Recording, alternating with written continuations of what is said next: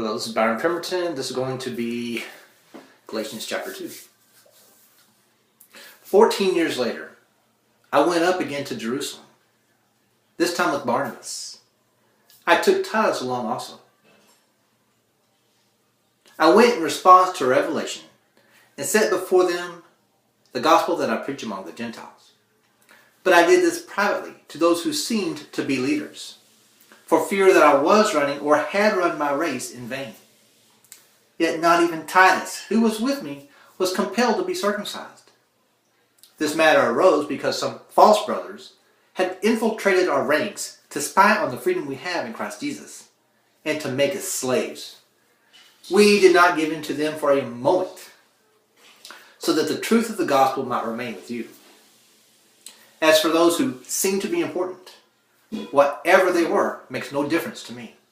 God does not judge by external appearance. Those men added nothing to my message. On the contrary, they saw that I had been entrusted with the task of preaching the gospel to the Gentiles, just as Peter had been to the Jews. For God, who was at work in the ministry of Peter as an apostle to the Jews, was also at work in my ministry as an apostle to the Gentiles. James, Peter, and John, those reputed to be pillars in the church. James, Peter, and John, those reputed to be pillars, gave me and Barnabas the right hand of fellowship when they recognized the grace given to me. They agreed that we should go to the Gentiles and they to the Jews. All they asked was that we should continue to remember the poor, the very thing I was eager to do. When Peter came to Antioch, I opposed him to his face because he was clearly in the wrong. Before certain men came from James, he used to eat with the Gentiles. But when they arrived, he began to draw back and separate himself from the Gentiles because he was afraid of those who belonged to the circumcision group. The other Jews joined him in his hypocrisy, so that by their hypocrisy, even Barnabas was led astray.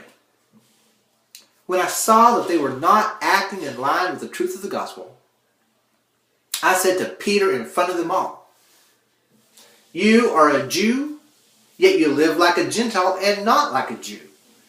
How is it then that you force Gentiles to follow Jewish customs?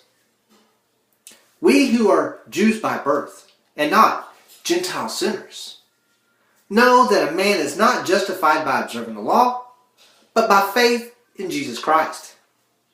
So we too have put our faith in Christ Jesus, that we may be justified by faith in Christ, and not by observing the law.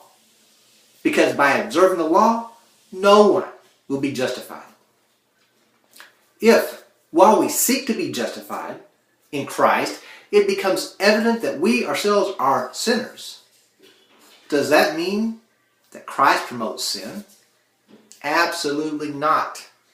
If I rebuild what I destroyed, I prove that I am a lawbreaker. For through the law, I died to the law, that I might live for God. I have been crucified with Christ, and I no longer live, but Christ lives in me. The life I live in the body, I live by faith in the Son of God, who loved me and gave himself for me. I do not set aside the grace of God. For if righteousness could be gained through the law, Christ died for nothing." Galatians chapter 2.